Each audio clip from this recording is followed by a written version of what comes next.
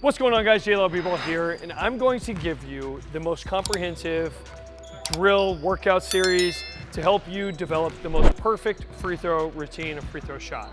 Okay, it's one of those things I've seen, watched so many videos across YouTube, and I feel like there's a lot of misinformation out there.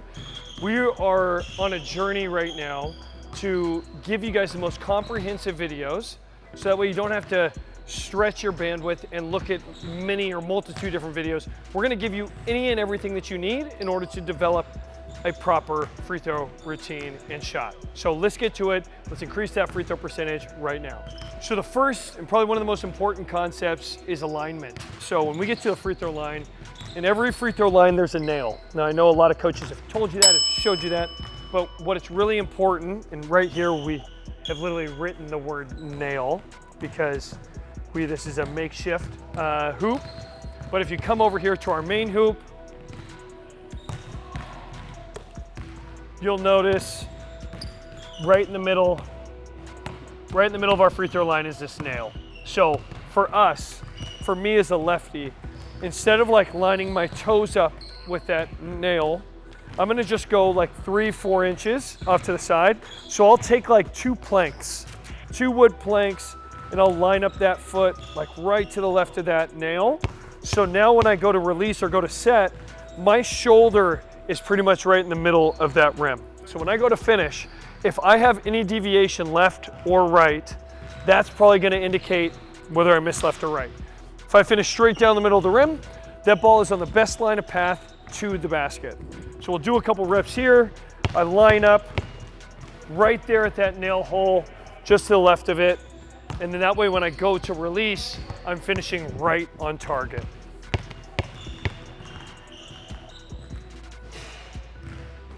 The second is visualization. So when I step up and I align myself, I get that left foot to the left side of the nail. What I'll do is I'll look at basket and I'll visualize and make. So some people like Steve Nash does a really, really good job. Before every shot, he'd get into his routine.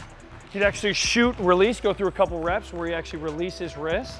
And that was his visualization tactic. For me, all I needed to do was look. So I'll pair my visualization with some breath work, which we're gonna talk about next. But I'll visualize that ball going into the net, actually swishing, and then I'll go through my routine. So it's really important to have that moment of visualization so that way we can continue to create these moments that actually happen. Visualization is so important when actually going into actual performance or playing. Visualize how you're gonna perform the night before or a couple hours before the game. So I get up to that line, I breathe, I visualize that swish, and then I'm into my routine, controlling each shot, making sure that I can put together that swish in actuality. Next thing is breath. So we want to control our breathing, especially when we get into the middle of a game, we get fouled, we step up to the line. A lot of times our heart rate is really amped. Might be late in the game, our heart rate is really rushed or really high. So we need to control that body. We need to control our mind, and our breath is the perfect place to start. For me, all I need to do is step up, deep inhale, controlled exhale, and then I'm right into it. You'll notice some players like Giannis takes multiple long, deep breaths, okay? And he really extends his time at the free throw line. For us, and what we believe when we step up to the line, we want to make things very concise and controlled, especially when we step up to the line and get into our element, get into our free throw room. So I step up to the line, I'll breathe in through the nose, out with the mouth, and then I'll get into my routine. That's my way of going from a certain element or a certain situation, stepping into a new environment, controlling all the chaos that's happening around me, and getting into this next rhythm shot, this important shot. I go through my routine, get to my bounce, I've already done my visualization, and then I'm in my shot. So very important as you guys go through that routine, figure out what kind of breath work works for you in order to get resituated, realigned for those free throws. The next mechanic to develop a perfect free throw routine is consistent cadence. So consistent cadence starts from the moment that you enter your free throw room. So the moment I accept that basketball from a ref, or the moment I step up to the free throw line, that's when we enter our free throw room. Upon that moment, we want to maintain the most consistent start and finish of our free throw routine. So if you naturally take 5 seconds or normally take 5 seconds, don't have a free throw routine or don't have reps where you have 1 rep 5 seconds, 1 rep 6.5 seconds, 1 rep 4 seconds. It has to be everything extremely consistent with the cadence, with the timing. So I'll step up to the line here. The moment I step up and put my foot on that nail and receive that ball, that's when I start in my free throw room. I'll breathe, I'll take my 3 bounces. When I spin, I get to this nice rhythm on my release, and then it's consistent. The moment I take that second bounce, I'm letting my momentum like move upward. For me, I'm a very rhythmic shooter.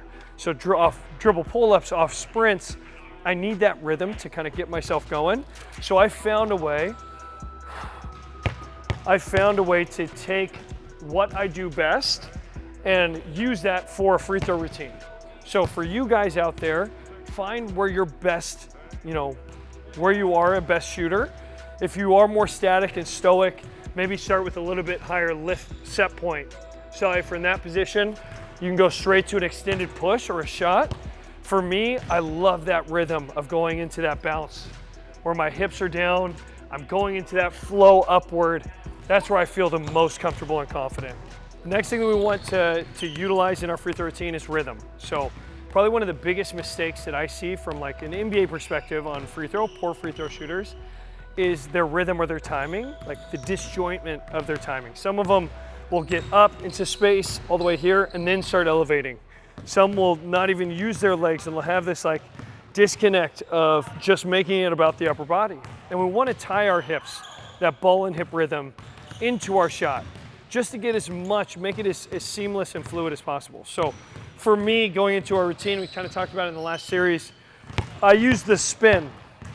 This spin right there allows my hips to sink, and then I'll go into one more little bounce where I can get into that same starting position, and from that second bounce, I'm using that rhythm to get into this nice flowy shot. So it's here, bounce 1, bounce 2, and on the way up, I'm getting to that nice flow, making it super rhythmic, tying ball and body together. That ball and hip rhythm, so valuable and important in creating a good free throw routine and ultimately a really good shooter from anywhere on the basketball court.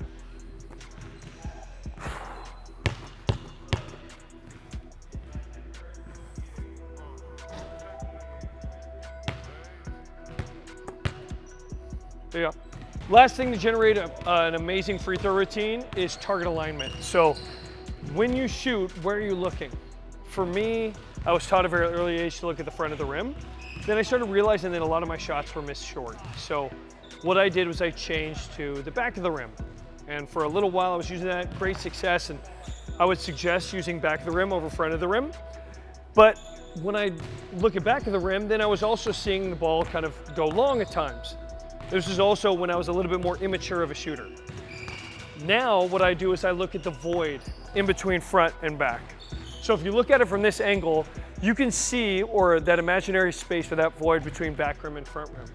For me, I use like soft focus and peer right at that gap. So that way I'm trying to hit that swish and let that ball land right in the middle of that space every time. And my body naturally tends to be a little bit more overpowering. So a lot of times I'll have a tendency of missing long rather than short, which is what you want in your shot. You want to give it a chance. If I hit the front rim, especially on a free throw, I don't have that much momentum or that much power getting into the shot. It's probably going to hit front rim and bounce short, miss short. If I hit back rim, then I might give it a chance to maybe bounce up, give it a chance to bounce straight, go straight down, or hit the rim multiple times to get into that shot. But for me, once again, I'm looking at that middle void. I'm trying to get a swish every time. It's also something we talk about with like our young shooters. If you just think, like, your mind is crazy how it affects like our shot. If I think, I hope I don't miss, I hope I don't miss, I hope I don't miss, what's gonna happen? You're probably gonna miss. If I look at that rim, I say, oh, hit the front rim, hit the front rim, hit the front rim, I'll probably shoot and hit that front rim. So when we go to teach our younger athletes, we tell them, hey, instead of thinking, oh, I hope I make it, or I hope I don't miss it, think swish. You look at that rim, like I'm trying to be as perfect as I can. I'm thinking, let's get into a swish every single time. That's my objective. If I miss that objective or I miss a shot, boom, let's get it back. Think swish. Also think, get that percentage above 90. Sweet baby Jesus. It's a free throw, baby. But that's really important for us to work. Now, for me, during my playing career, I wish that I had this series. I didn't adhere to this instruction. I was very emotional when I would get to the free throw line. I was very nerved when loose nerved when I get to the free throw line. I didn't have the breath work, the visualization, the cadence, consistent cadence. And that's something that I want to give you now. My free throw percentage in college and professionally wasn't as good as it is now. Now we should be shooting, or I should be shooting, I'm holding myself accountable to at least shoot 90% from the free throw line when I train or in game time. Like men's league games or whenever I'm setting up to the stripe, I better be shooting 90%. There's no reason why you guys can't do that at home.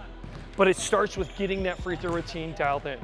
This video alone should help you attain goals, or help you attain or hit your goals from the free throw line. So whatever you aspire to shoot from this stripe, I promise you, adhering to this instruction is gonna help you get there. Make sure you guys smash that like button, subscribe to us if you don't already. There's gonna have a bunch of educational content in this 2024, as well as some fun one-on-one videos and live game work. But I'm excited to bring you guys more of this, because this is who I truly am and what I truly do. Yeah, yeah, yeah, yeah, yeah, yeah, yeah, yeah, yeah. But I'm gonna do something. For those of my true fans, those are my true followers that watch our videos, if you've gotten this far, drop a comment on who you think the best free throw shooter, or the free throw shooter with the best routine is down below. Could be the most memorable routine, hashtag NickFanXL. Could be your favorite routine, could be the funniest routine. Just drop who you think has the most memorable free throw routine below. There you go.